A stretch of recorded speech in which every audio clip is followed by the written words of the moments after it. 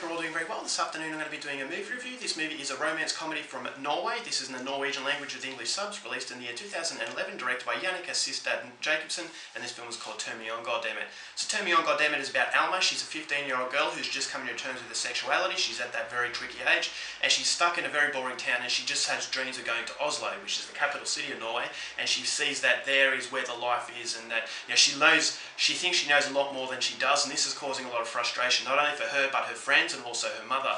So she likes a guy at school named Arta. Now Arta is a popular guy and he likes Alma, but not quite in the same way that Alma does. So she's frustrated by this. She thinks that he's resisting what is meant to be. So she's just constantly daydreaming about sexual encounters with this guy. So one day at a party, Alma tells her friends that Arthur actually did something that indicates he likes her, but this is very frustrating for her friends because they also like Arthur. So because of their jealousy, they decide to make up a rumour about Alma that will have everybody hate her, and actually this is what actually happens. So she's put on the outer, no one's talking to her, and this is increasing her frustration. So the frustration is bringing levels of tension within her family home and also that of her one remaining friend. So whether or not she can rebuild these tensions and get together with Arthur in the end is something you're going to have to find out for yourself, because that's as far as I'm going for my synopsis.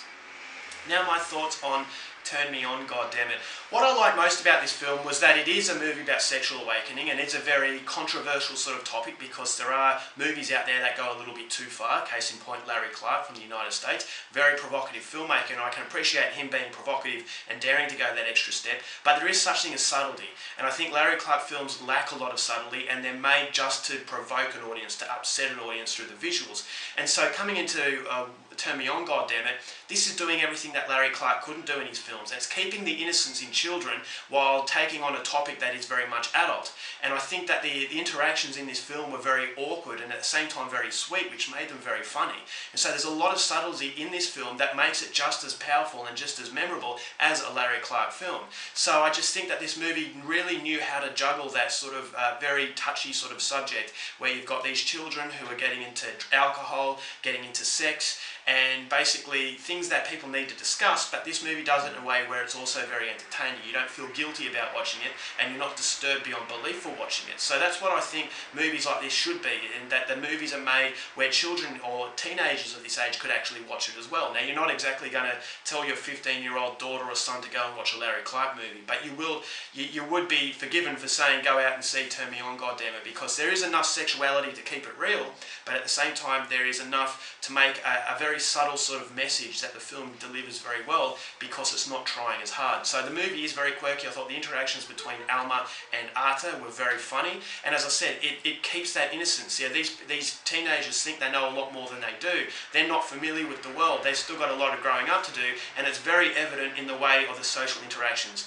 I just thought there's a strong level of childness to it, and without it being creepy, without it going that extra step where you think to yourself, okay, this is just wrong. So I thought the cinematography was excellent. I think Jannicke Sistad Jacobsen captures a very boring lifestyle, and the boring lifestyle is what gains the frustration from this girl, and you can feel that frustration, and you can sense the child in her that was once us. You know, everybody when they're childhood, you have that time where you feel like you're fed up, you feel that no one understands you, you know better than everybody else, and so you can actually see that in this character, and I thought that was actually fairly well portrayed, but as I said, portrayed in a very subtle way, which allows it to have fun without dictating to you what this child should be or shouldn't be doing. So it doesn't take sides. It's not taking the mother's side. It's not taking the child's side. It is just showing you the everyday lifestyle of a girl who is on that very tricky age from going to a child to an adult. So the acting was very good. The chemistry between Alma and Arta was very realistic. I really liked that. There were some jokes from her friends that worked very well. The humour is very deadpan, so if you like that kind of thing, it's very typical of Norway, Denmark and Sweden. Their style of humour is very different, such films from Roy Andersson and also Bent Hamer. Just humour that is done in a way where it's very deadpan, it's very serious, but it's a delivery that makes it very funny. So there were clear examples of deadpan humour in Turn Me On, Goddammit. And I just thought that in the end, it's definitely a movie that I wouldn't say rush out, go and see, because if you actually miss the opportunity to see this film, you're not really missing out on much. But if you actually go and watch it, then you probably think to yourself, okay, well, I'm glad I watched it. I didn't waste my time, and I'm happy enough with what I got. But that was my biggest problem with Turn Me On, Goddammit, was that it didn't have a lasting impression, and I think that is down to the fact that it's only 77 minutes. Now, it's a very short film, which to some people will be a godsend, but for me, I thought the movie, for what it wanted to try and do, it needed to pan out the characters a little bit more. It needed a little bit more expansion, because the 77 runtime feels like the movie's rushed a little bit. It feels like you get an insight into this town at the start, you get an insight into Alma and Arthur and the situation, but then towards the last quarter of the film, it feels like it's rushing.